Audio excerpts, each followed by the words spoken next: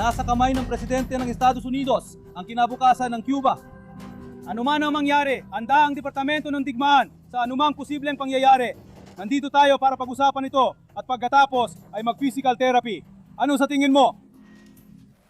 Itinampok ng Pentagon ang Guantanamo bilang sentro ng presyon laban sa Cuba nitong Miyerkules, ika-10 ng Hunyo, 2026. Nagsalalita saya sa mga tropa at nag-iwan ng mensahe na naging matinding babala sa Havana. Simple at mabigat ang mensahe, hindi ito isang hiwalay na pahayag. Dumatinggueto matapos ang military exercises sa Key West, Florida gamit ang AI at unmanned systems. Matapos ang galaw ng Southern Command sa Caribbean at isang bihirang pagpupulong ng Amerikanong general at opisyal ng militar ng Cuba sa Guantanamo border, matapos akusahan ni Diaz-Canel si Trump ng ekonomikong pagsakal, diplomatikong presyon at militar na agresyon. Diyan nagiging agarang zone ang Guantanamo. Ang base ay hindi na lang lumang pasilidad sa mapa, kundi nagpapakita rin ng lakas, presyon at mensaheng pampulitika. Nagreklamo ang Cuba, sinisi ang Washington sa pag-udyok ng kaguluhan at nagdepensa. Ngunit kitang-kita rin ang takot ng rehimen. Alam nilang may presyon mula sa ekonomiya, hudisyal, militar at diplomatiko. Bakit pinataas ng Pentagon ang tensyon sa Guantanamo? Bakit hayagang nagsalita si Diaz-Canel tungkol sa interbensyon? Paano pinatindi ni Trump ang panggigipit sa diktadurang Cuban? Ikukwento ko lahat ng yan. Kung gusto mo ng diretsong nilalaman, mag-subscribe na dahil araw-araw may ganitong video dito.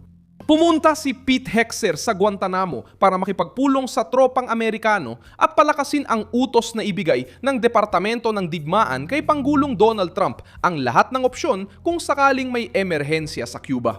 Ang pagbisita ay opisyal na inihayag mismo ng Departamento ng Digmaan noong ika-9 ng Hunyo, 2026 na may schedule sa Guantanamo at pati na rin sa Sentral na Komando sa Florida. Kinabukasan, sa lupa ng Cuba, sinabi ni Hegseth na magiging walang ingat ang pamahalaan ng Cuba kung susubukan nitong magkaroon ng access sa mga sandatang kayang abutin ang base o teritoryo ng Amerika. Ayon sa Reuters, sinabi niya na tinatawag ng Havana ang isang komprontasyon na hindi nito nais at hindi nito kakayaning tiisin. Mabigat ang pahayag dahil hindi ito sinabi sa Washington o sa komportabling panayam, kundi sa harap ng mga sundalo sa mismong pasilidad ng Amerika sa isla na pinamumunuan ng rehimeng komunista. Ang mga kilo sa Guantanamo ay konektado sa isa pang mahalagang senyales. Matagal nang aktibo at may presensya ang Southern Command sa reyon.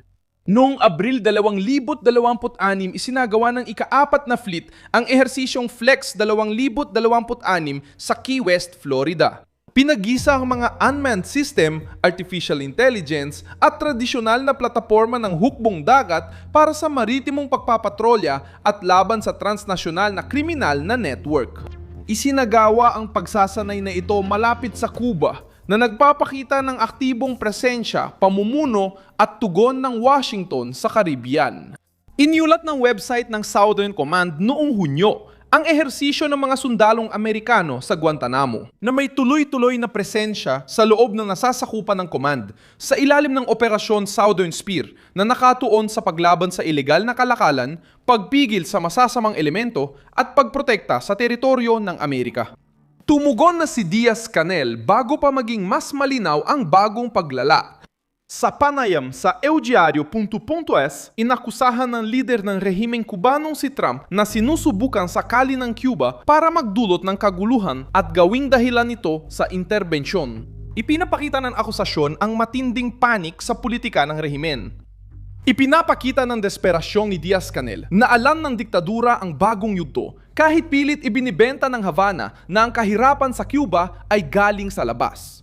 Hindi itinuturing ng Washington na pansamantalang issue ang Cuba. Itinuturing ng Washington ang Cuba na banta sa seguridad, sentro ng kaguluhan at isang diktadurya na madaling tablan ng koordinadong presyon. Tinatangkang pagawayin ng rehimen ng Cuba ang European Union at Espanya laban sa Washington. Sa panayam, hiniling ni Diaz-Canel ang proteksyon para sa mga negosyanteng Europeo at inireklamo ang ekstrateritorial na batas ng Amerika. Klaro ang layunin, gawing pandaigdig na issue ang presyon ng Estados Unidos at humanap ng pampulitikang panangga sa labas ng isla. Ang problema, dumarating ang reaksyon sa panahong ang mga dayuhang kumpanya ay natatakot na sa mga parusa, patuloy na nasasakal ang ekonomiya ng Cuba, nakakaranas ng mga brownout ang mamamayan at nababawasan ang galaw ng diktadura. Ramdam ng Cuba ang pagkawala ng dating ginhawa at kontrol sa naratibo. Iniulat ng Reuters na ang kalihim ng Estado, anak ng mga imigranteng Cuban, ay itinuturing ang Cuba bilang banta sa pambansang seguridad dahil nasa humigit kumulang 145 kilometro lamang ito mula sa Florida. Binabago nito ang bigat ng usapan. Hindi lang ito ideological na batikos sa komunismong Cuban. Estratehikong pagsusuri ito ng mahinang diktadura malapit sa Amerika, may kasaysayan ng panunupil, kaalyado ng mapanlabang rehimen at maaring magdulot ng krisis sa migrasyon kung lumala ang sitwasyon.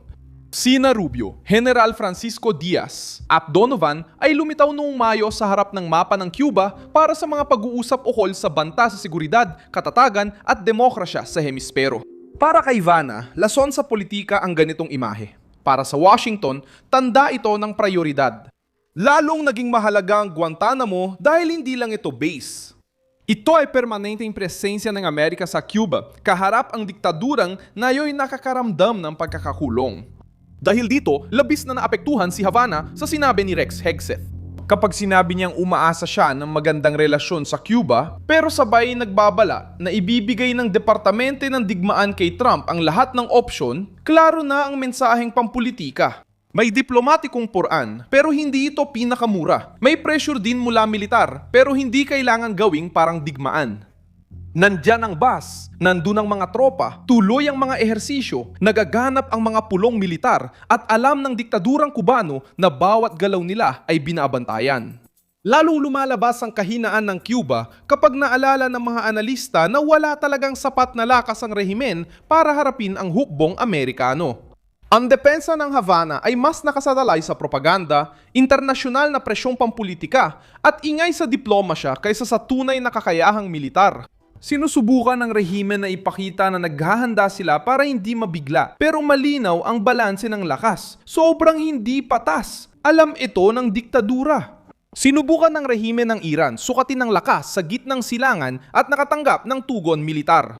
Ngayon, itinuturing ng diktadurang Kubano na nakapampok ang Guantanamo, aktibo ang Southern Command at binubuksan muli ng hustisya ng Amerika ang mga lumang sugat. Isinasama ni Rubio ang isla sa usapin ng seguridad. At sinabi ni Hegseth sa harap ng mga tropa na hindi dapat paglaruan ng Cuba ang mga sandatang kayang abutin ang base o teritoryo ng Amerika. Hindi ito isang hiwalay na kilos, isa itong serye ng mga senyales. Sinusubukan ni Diaz-Canel gawing paratang kay Trump ang lahat, pero pinapakitang hindi komportable ang diktadura sa kanyang reaksyon. Aminado ang rehimen na ramdam nila ang epekto ng estratehiyang ito. Ako si Milson Alves Global, et layunin kong panatilihin kang palaging impormado gamit ang katotohanan araw-araw. Nasa description ng video ang mga link ng mga balita. I-like mo ang video, mag-subscribe sa channel at basahin ang mga komento para maging aktibo sa komunidad ni Milson Alves.